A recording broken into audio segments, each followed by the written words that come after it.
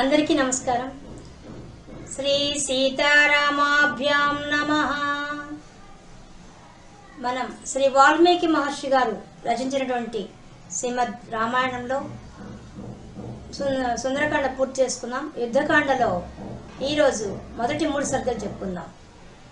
మనకు సుందరకాండ చివరిలో ఆంజనేయ స్వామి లంకా వృత్తాంతాన్ని, సీతామాత యొక్క జాడ విషయాలు అన్నీ కూడా వివరంగా శ్రీరామచంద్రమూర్తి తెలపడంతో పూర్తవుతుంది.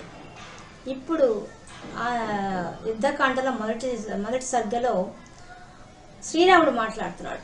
ఎవరితో? వానర వీరులు అందరూ కూర్చో ఉన్నారు, సుగ్రీవుడు అందరూ కూర్చో ఉన్నారు.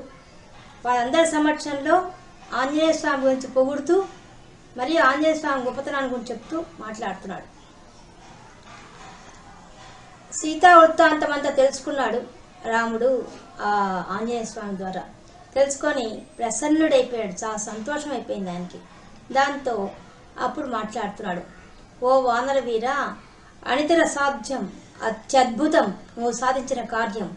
ఈ కార్యాన్ని ఎవరినూ ఇంత బాగా చేయలేరు. ఈ సుగ్రీవుడికి తగిన బంటువు నువ్వు, తగిన కార్య మంత్రివి నువ్వు. ఈ విధంగా కష్టసాధ్యమైన విషయాన్ని సాధించావు నువ్వు. ఇంకా నీతో సమానమైన వాడు గరుత్మంతుడు వాయుదేవుడే. ఇంకెవరు నీతో సమానమైన వాళ్ళు ఎవరు లేరు.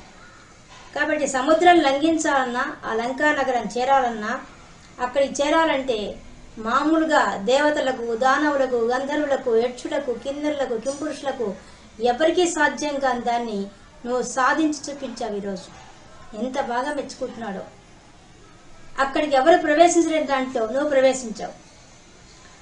అసలు నీలాగా ప్రవేశించేవాడు ఎవడు ఆ లంకా నగరంలోకి? ఒకవేళ ప్రవేశించిన ప్రాణాలతో బయటకు వచ్చేవాళ్ళు ఎవరు? అంతేగాక చూసి రమ్మంటే కాల్చి వచ్చినట్టుగా నీకు మేము చెప్పింది చూసి రమ్మని చెప్తే కార్యం సాధించి వచ్చావు, ఇంకా ఎక్కువగా సాధించావు కార్యం. కాబట్టి ఇది చెప్తున్నాడు. ప్రభువు దగ్గర ఉండాల్సిన వాళ్ళు కార్యం సాధించకుండా చెప్పిన వరకే చేసేవాడు మధ్యమ సేవకుడు. అసలు చేయడానికి పూనుకోని వాడు మా అధమ సేవకుడు. కానీ నీవు అలా కాదు, అత్యద్భుతమైన వాడివి. ఈ విధంగా ఈ కార్యాన్ని సాధించావు. ఈ సీతాన్వేషణ కార్యాన్ని శ్రద్ధాభక్తులతో సాధించి చూపించావు. అటువంటి నీకు నేనేమి ఇవ్వగలను? కాబట్టి నేను నీకు ఇవ్వవలసింది ఒక్కటే. అందులో అక్కడ రాక్షస సంహారం కూడా చేసి వచ్చావు. ఊరికే చూసి రమ్మంటే ఆ రాక్షస సంహారం చేసి లంకను కాల్చి వచ్చావు. ఇంత ఘనకార్యం సాధించిన తర్వాత నీకు నేనేం ఇవ్వగలను ప్రత్యుపకారం? కాబట్టి ఒక్కటే నేను చేయగలను, నిన్ను గాఢ ఆలింగనం చేసుకోగలనని చెప్పి వెంటనే లేచి ఆయన హత్తుకున్నాడు, హృదయానికి హత్తుకున్నాడు ఆంజనేయ స్వామిని. హత్తుకొని తర్వాత చెప్తున్నాడు. వానర సుగ్రీవుడు అందరు వించుండగా చెప్తున్నాడు. అలగడం మాత్రం ఆంజనేయ స్వామిని ఉద్దేశించి అడుగుతున్నాడు.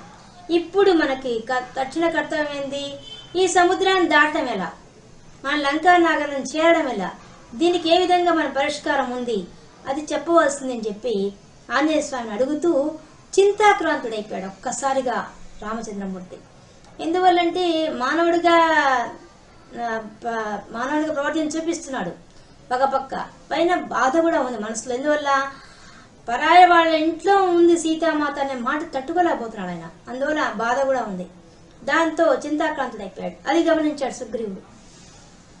ఆ చింతాక్రాంతుడయ్యడంతో మొదటి సర్గ పూర్తయింది. రెండో సర్గలోకి వచ్చేసరికి ఆయన చింతాక్రాంతుడైన విషయాన్ని గమనించిన సుగ్రీవుడు మాట్లాడుతున్నాడు. ఓ మహాత్మా, ఈ విధంగా శోకించడం నీకు తగదు. ఎందువల్ల? నీకు సకల శాస్త్రాలు తెలుసు, నీతి శాస్త్రం తెలుసు, నీకు తెలియనిది ఏమున్నది? ఇన్ని విషయాలు తెలిసి కూడా నీవు సామాన్యుడిలాగా దుఃఖిస్తున్నావు. ఎందుకు? నీవు దైన్యానికి లోనవుతున్నావు, శోకానికి దగ్గరైపోతున్నావు. ఈ రెండింటిని త్యజించేసి. ఎందువల్లంటే దుఃఖంతో ఉన్నా, దైన్యంతో ఉన్నా కూడా కార్యాన్ని సాధించలేం. మనం ఏం చేయాలని పూరుకున్నా కూడా దాన్ని సక్రమంగా నిర్వర్తించలేం. కాబట్టి నువ్వు ధైర్యం వహించవలసింది అని చెప్తున్నాడు. ఇప్పుడు నీకు నిశ్చయాత్మక శక్తి నీకు ఎక్కువగా ఉంది, సక్రమంగా నిర్ణయాలు తీసుకునే శక్తి నీకుంది. అటువంటి వాడివి ఇప్పుడు దిక్కబడితే ఎలా? పక్క ఈ సముద్రం ఎటువంటిది? క్రూర జలచరాలతో కూడింది. అటువంటి ఈ సముద్రాన్ని దాటడం ఎట్లా? దాని గురించి ఆలోచించాల. మనం దాటడం ఆలస్యం. మనం ఆ లంకా నగరం చూసామా, రావణాసురుడు హతమైనట్టే లెక్క. అది భావింపు నువ్వు ముందు. నువ్వు యుద్ధ సన్నద్ధుడివి కావాలి, కానీ ఈ సమయంలో దుఃఖం పెడితే ఎలాగా? నిశ్చింతగా ఉండాల్సిన సమయంలో కృతనిశ్చయుడివే ఉండు అని చెప్పాడు. ఇంకా నీకు ఈ వానర వీళ్ళంతా సర్వసమర్థులు, పైన కామరూపులు వీళ్ళంతా. నీకు ఎంతవరకు సహాయం కావాలో అంతవరకు చేయగలరు వాళ్ళు. వాళ్ళు పర్వతాలు ఎక్కగలరు, నదుల్లో తిరగలరు, వనాల్లో తిరగలరు, అంతటా సంచరించగల వాళ్ళు. వీళ్ళు నువ్వేం చెప్పినా చేస్తారు పనులు. అటువంటప్పుడు నీకెందుకు ఈ యొక్క శోకం ఎందుకు అని అడుగుతున్నాడు. ముందు మనం ఆవల తీరం చేరాలి. దీనికి మనం ఇక్కడి నుంచి సేతువు నిర్మిస్తే నీ శక్తి సామర్థ్యాలు పెంచుకో, ధైర్య సాహసాలు పెంచుకో.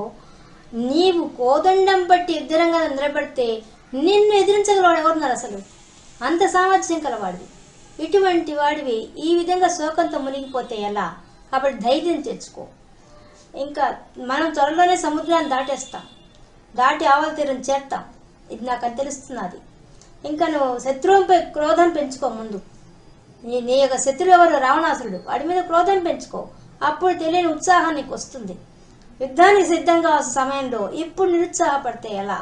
కాబట్టి అంతేకాదు, ఈ శత్రువులపై మన వాళ్ళు కామరూపులైన మన సైన్యం అంతా కూడా ఒక్కసారి విజృంభించిందా, ఆ రాక్షసుల మీదంతా కూడా వాళ్ళు శిరలు వేసి వృక్షాలు వేసి నానా బీభత్సం చేసి అందరినీ సంహరించి పారేస్తారు. తర్వాత మనం సీతామాతను దర్శిస్తావు త్వరలోనే. కాబట్టి నువ్వు చింత వదిలిపెట్టి ముందుకు సాగుదాం, ముందుకు పోయి మన కార్యక్రమాన్ని నిర్విఘ్నంగా జరిపించుకుందాం అని చెప్తున్నాడు. ఇంకా నాకు శుభశకనాలు కనపడుతున్నాయి. నా మనసు ఇప్పుడు ఆనందంతో పొంగిపోతుంది. నాకు తెలుస్తోంది మనం విజయం సాధిస్తామని. కాబట్టి ఓ రామచంద్ర, ఓ రఘువీర, ఓ ధైర్యం తెచ్చుకో అని చెప్పి అనేక మాటలు చెప్పాడు ఆ సుగ్రీవుడు. అప్పుడు శ్రీరాముడు అంటున్నాడు మళ్ళీ, నా తపప్రభావంతో నేను ఈ సేతువును నిర్మించగలను, లేదా సముద్రంలో ఉండే నీటిని ఇంకింపజేయగలను నా శక్తితో. అంత శక్తి ఉంది నాకు. అంటే ఇప్పుడు ఉత్సాహం వచ్చేసింది ఆయనకి. ఆయన సుగ్రీవుడు మాటలతో, నేను జల స్థల వనాది దుర్గాలన్నీ కూడా ఎన్ని కలవో వాటన్నింటినీ కూడా నేను తునాతునకలు చేసేంత శక్తి నా యొక్క ధనుసుకుంది.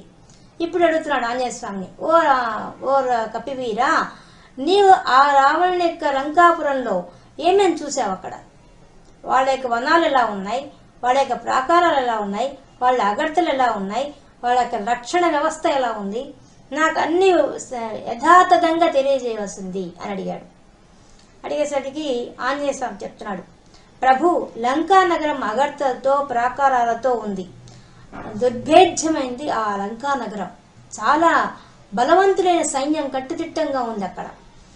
ఇంకా మదపుటి ఏనుగులు ఉన్నాయి, రథాలు ఉన్నాయి, గుర్రాలు ఉన్నాయి, రాక్షసేన మరీ బలవంతంగా ఉన్నారు, బలవంతులైన వాళ్ళు ఉన్నారు. శత్రు దుర్భేద్యమైంది ఆ లంకా నగరం. 4 వైపులా ద్వారాలు ఉన్నాయి. అవి విశాలంగా ఉన్నాయి, ఎత్తుగా ఉన్నాయి కూడా. పైన వాటికి ఉండే కవాటాలన్నీ కూడా దృఢంగా ఉన్నాయి. చుట్టూ అగర్తలు ఉన్నాయి, నీటితో కూడిన అగర్తలు ఉన్నాయి. గొప్ప యంత్రాలు ఉన్నాయి వాటి మీద. ఆ యంత్రాలు అనేక బాణాలు కురిపించగలవు, శిలను కూడా వర్షింపజేయగలవు. అటువంటి యంత్రాలు ఉన్నాయి వాళ్ళ దగ్గర. ఇంకా శతజ్ఞులు అయితే 100ల కొద్ది ఉన్నాయి వాళ్ళ దగ్గర. చుట్టూ ప్రాకారాలంతా బంగారంతో నిర్మించబడ్డాయి. అగర్తలలో మొసళ్ళు, జలచరాలన్నీ ఉన్నాయి అక్కడ, భయంకరమైనటువంటి ఉన్నాయి. ప్రాకారం దగ్గర వంతెనలు కూడా వాళ్ళకు కలవు. అవి రాకపోకలకు అనుకూలంగా, అంటే వచ్చేపోయే వాళ్ళకి అనుగుణంగా అక్కడ వంతెనలు కట్టబడ్డాయి. అక్కడ సైన్యం అంతా కూడి ఉన్నారు, అక్కడ నివాసం ఉంటున్నారు. అక్కడ లంకా నగరంపై దాడి చేయడం మాత్రం కష్టమే. నదులు, పర్వతాలు, వనాలు, కృత్రిమ అగర్తలు దండిగా ఉన్నాయి అక్కడ.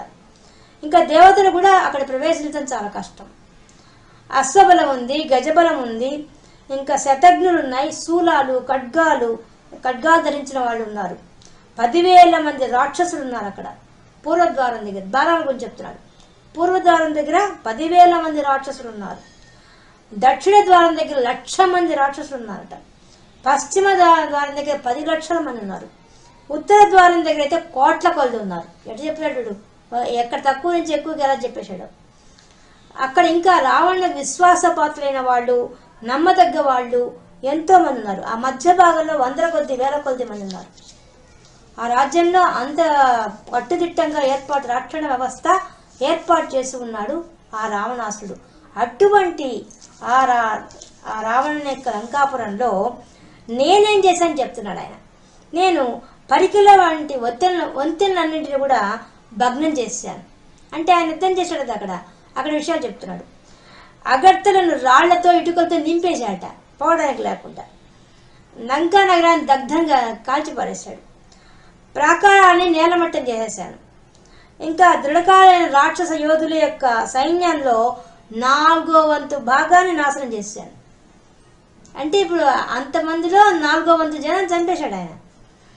ఇంకా ఏదైనా ఉపాయం చేత ఈ సముద్రాన్ని కానీ దాటినట్టయితే మనము మన వానరుల వీరుల ద్వారా ఆ లంకా నగరాన్ని నేలపాలు చేసేయచ్చు. ఏం ఇబ్బంది లేదు. ఎందుకంటే నేనే ఎదిరించే సగం కార్యం చేసి వచ్చాడు ఆయన. ఇంకేమైనా మిగిలిన సగభాగమే కదా ఉంది, అది చేయడం చాలా సులభం అని చెప్తున్నాడు.